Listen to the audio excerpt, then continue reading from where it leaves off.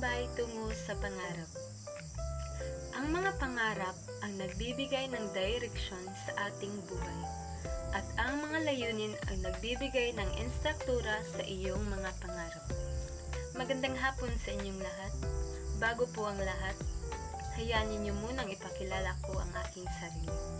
Ako po si Mary Jean Nguho, isang estudyante na naglalakbay sa akademikong mundo ng BSHM FB3.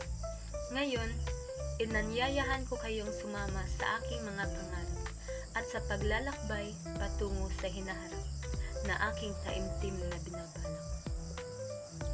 Sa loob ng mga pasilyo ng BSHM FB3, ang aking mga pangarap ay tumubo. Isang mosaic ng mga hangarin at akademikong pagsusumikap. Subalit, hindi maikakaila na ang landas patungo sa tagumpay ay hindi palaging madaling tahakin. Ang daan ay pinalamutian ng mga hamon sa akademya, mga personal na sakripisyo, at mga sandali ng pagdududa sa aking kakayahan. Ngunit, sa kabila ng lahat ng ito, hindi ako sumuko. Sa halip, ginawa kong lakas ang bawat kabiguan. Binago ko ang mga hadlang at itinuring itong mga pagkakataon para sa paglago. Ang bawat balakid ay naging hakbang na nagtutulak sa akin patungo sa tagumpay. Sa pamamagitan ng walang sawang dedikasyon, natutunan kong bumangon mula sa bawat hamon at muling lumaban. Nahanap ko ang koneksyon sa isang nakikitang puwersa, isang enerhiya ng pag-asa at determinasyon na humihikayat sa akin na magpatuloy. Ang mga pagsubok na aking naranasan ay nagsilbing mga palatandaan sa masalimuot na mapa ng aking mga pangarap.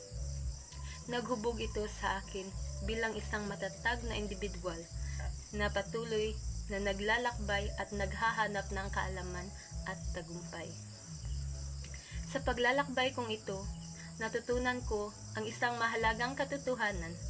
Ang mga pangarap ay hindi lamang mga destinasyon, kundi mga paglalakbay ng sariling pagtuklas. Ang bawat hamon na ating tinatanggap at tinutugunan ng determinasyon ay nagdadala sa atin palapit sa hinaharap na ating inaasam. Naway magsilbing inspiration ang aking kwento sa bawat isa sa inyo.